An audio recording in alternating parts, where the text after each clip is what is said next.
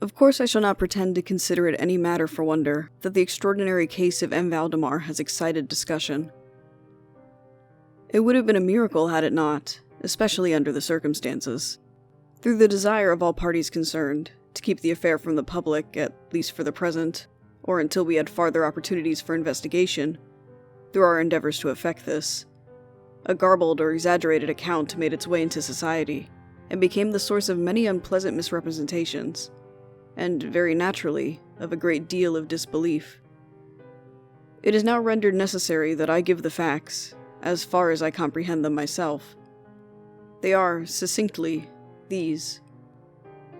My attention, for the last 3 years, had been repeatedly drawn to the subject of mesmerism, and about 9 months ago it occurred to me, quite suddenly, that in the series of experiments made hitherto, there had been a very remarkable and most unaccountable omission. No person had as yet been mesmerized in articulo mortis. It remained to be seen, first, whether in such condition there existed in the patient any susceptibility to the magnetic influence. Secondly, whether, if any existed, it was impaired or increased by the condition. Thirdly, to what extent, or for how long a period, the encroachments of death might be arrested by the process. There were other points to be ascertained, but these most excited my curiosity, the last in especial, from the immensely important character of its consequences. In looking around me for some subject by whose means I might test these particulars, I was brought to think of my friend, M. Ernest Valdemar, the well-known compiler of the Bibliotheca Forensica, and author, under the nom de plume of Issachar Marx, of the Polish versions of Wallenstein and Gargantua.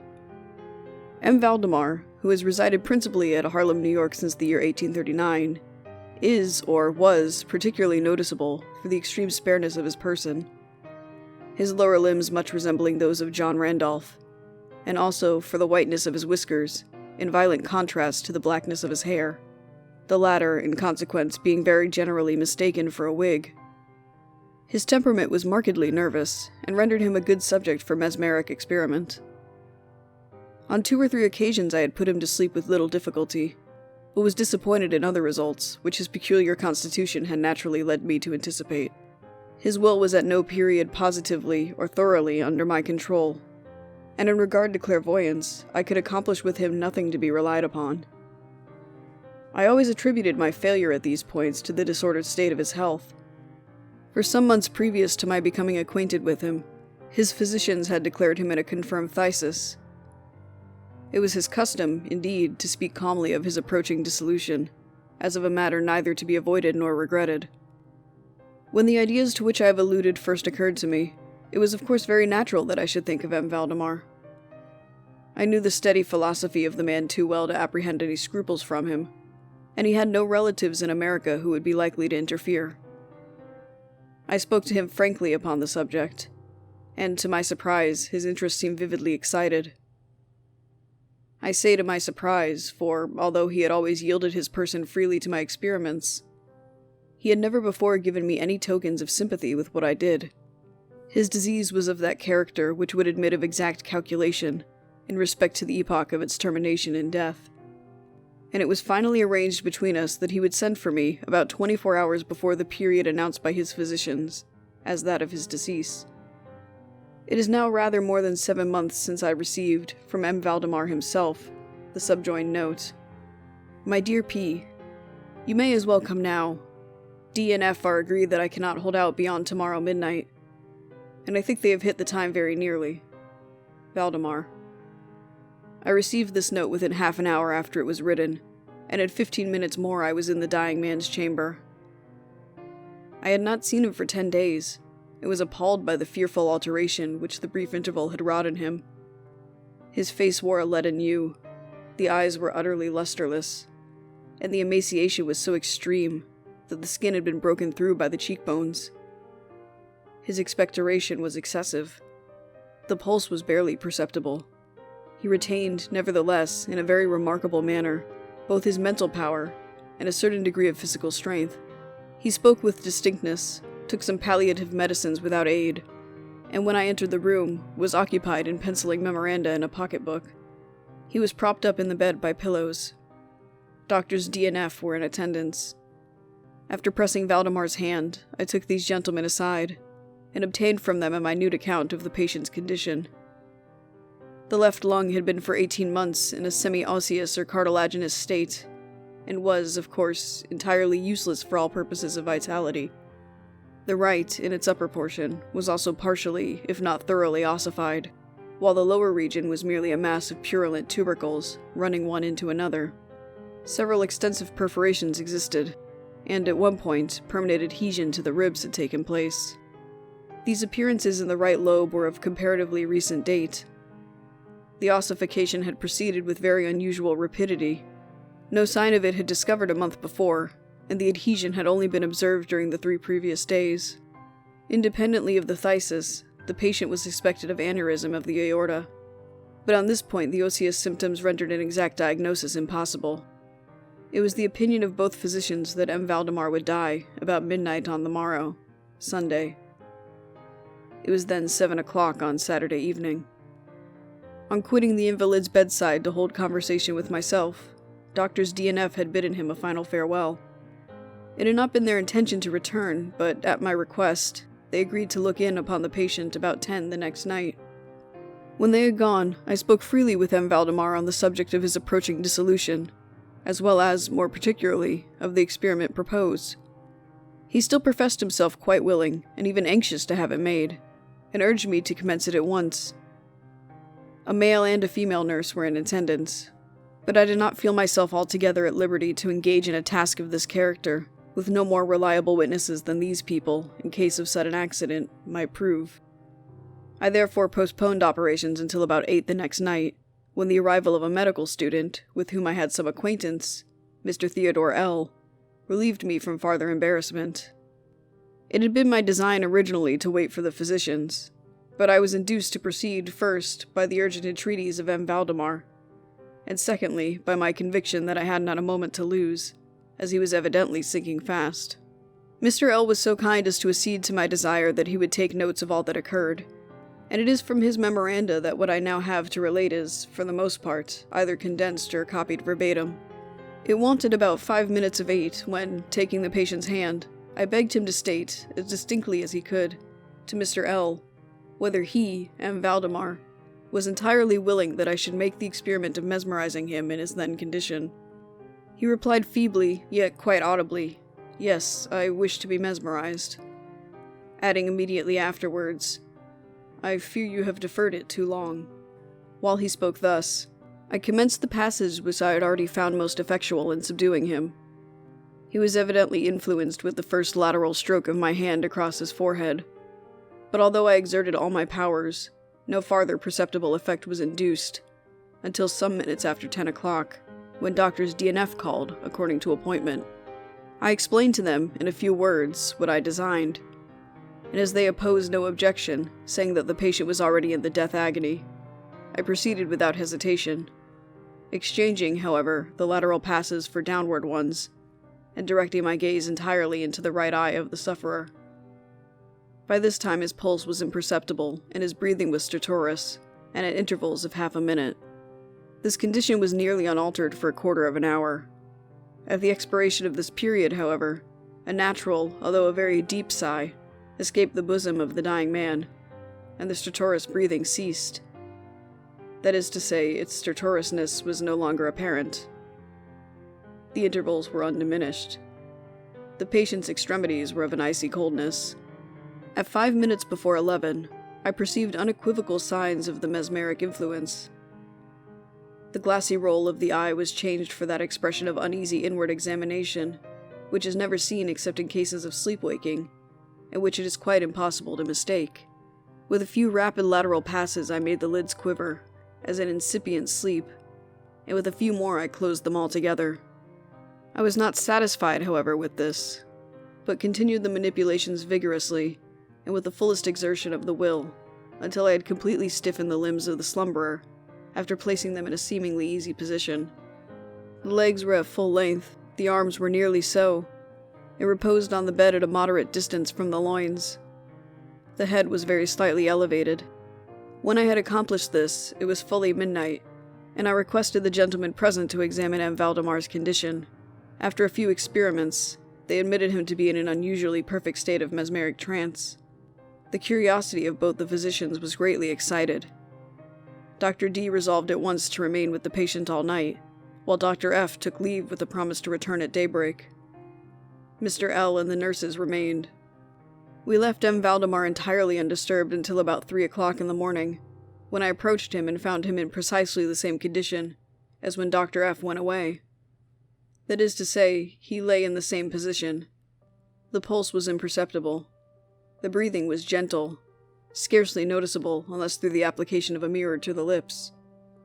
The eyes were closed naturally, and the limbs were as rigid and as cold as marble. Still, the general appearance was certainly not that of death.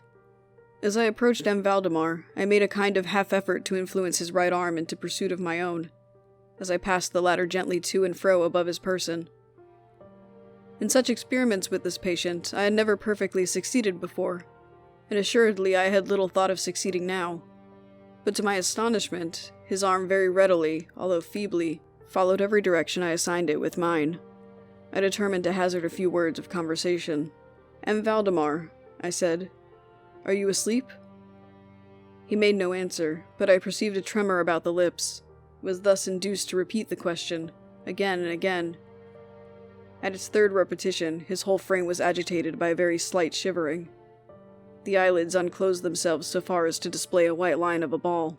The lips moved sluggishly, and from between them, in a barely audible whisper, issued the words, "Yes, asleep now.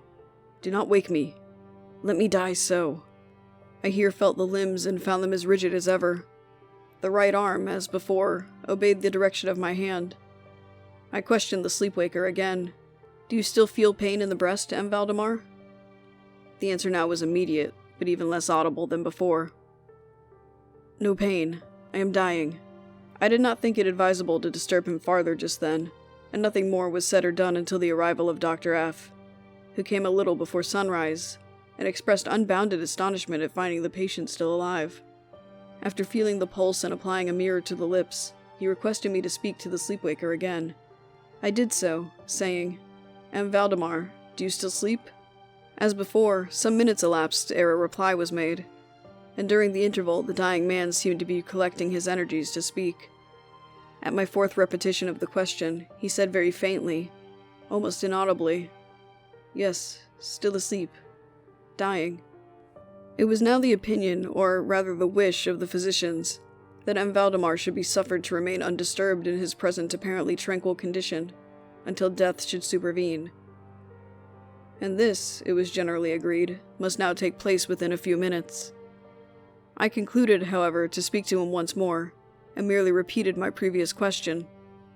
While I spoke, there came a marked change over the countenance of the sleepwaker. The eyes rolled themselves slowly open, the pupils disappearing upwardly. The skin generally assumed a cadaverous hue, resembling not so much parchment as white paper, and the circular hectic spots which, hitherto, had been strongly defined in the center of each cheek, went out at once. I use this expression because the suddenness of their departure put me in mind of nothing so much as the extinguishment of a candle by a puff of the breath. The upper lip, at the same time, writhed itself away from the teeth, which it had previously covered completely, while the lower jaw fell with an audible jerk, leaving the mouth widely extended, and disclosing in full view the swollen and blackened tongue. I presume that no member of the party then present had been unaccustomed to deathbed horrors, but so hideous beyond conception was the appearance of M. Valdemar at this moment, that there was a general shrinking back from the region of the bed. I now feel that I have reached a point of this narrative at which every reader will be startled into positive disbelief. It is my business, however, simply to proceed. There was no longer the faintest sign of vitality in M. Valdemar, and concluding him to be dead, we were consigning him to the charge of the nurses, when a strong vibratory motion was observable in the tongue. This continued for perhaps a minute. At the expiration of this period, there issued from the distended and motionless jaws a voice, such as it would be madness in me to attempt describing. There are, indeed, 2 or 3 epithets which might be considered as applicable to it in part. I might say, for example, that the sound was harsh and broken and hollow. But the hideous whole is indescribable, for the simple reason that no similar sounds have ever jarred upon the ear of humanity. There were two particulars, nevertheless, which I thought then, and still think, might fairly be stated as characteristic of the intonation, as well adapted to convey some idea of its unearthly peculiarity. In the first place, the voice seemed to reach our ears, at least mine, from a vast distance, or from some deep cavern within the earth. In the second place, it impressed me, I fear indeed that it will be impossible to make myself comprehended, as gelatinous or glutinous matters impress the sense of touch. I have spoken both of sound and of voice. I mean to say that the sound was one of distinct, of even wonderfully, thrillingly distinct, slabification. And Valdemar spoke, obviously in reply to the question I had propounded to him a few minutes before. I had asked him, it will be remembered, if he still slept. He now said, "Yes, no, I have been sleeping, and now, I am dead." No person present even affected to deny, or attempted to repress, the unutterable, shuddering horror which these few words, thus uttered, were so well calculated to convey. Mr. L., the student, swooned. The nurses immediately left the chamber, and could not be induced to return. My own impressions I would not pretend to render intelligible to the reader. For nearly an hour we busied ourselves, silently, without the utterance of a word, in endeavors to revive Mr. L. When he came to himself, we addressed ourselves again to an investigation of M. Valdemar's condition. It remained in all respects as I have last described it, with the exception that the mirror no longer afforded evidence of respiration. An attempt to draw blood from the arm failed. I should mention, too, that this limb was no farther subject to my will. I endeavored in vain to make it follow the direction of my hand. The only real indication, indeed, of the mesmeric influence was now found in the vibratory movement of the tongue, whenever I addressed M. Valdemar a question. He seemed to be making an effort to reply, but had no longer sufficient volition.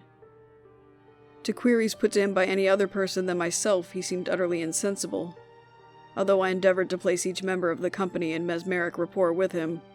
I believe that I have now related all that is necessary to an understanding of the sleepwaker's state at this epoch. Other nurses were procured, and at 10 o'clock I left the house in company with the two physicians and Mr. L. In the afternoon we all called again to see the patient. His condition remained precisely the same. We had now some discussion as to the propriety and feasibility of awakening him, but we had little difficulty in agreeing that no good purpose would be served by so doing.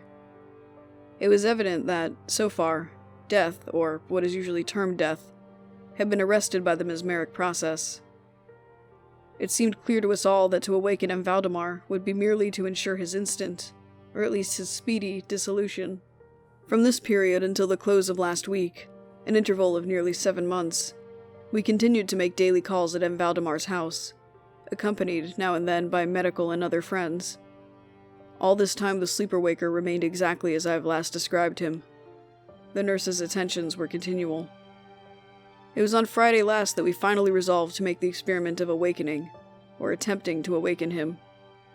And it is the perhaps unfortunate result of this latter experiment which has given rise to so much discussion in private circles, to so much of what I cannot help thinking unwarranted popular feeling. For the purpose of relieving M. Valdemar from the mesmeric trance, I made use of the customary passes. These, for a time, were unsuccessful.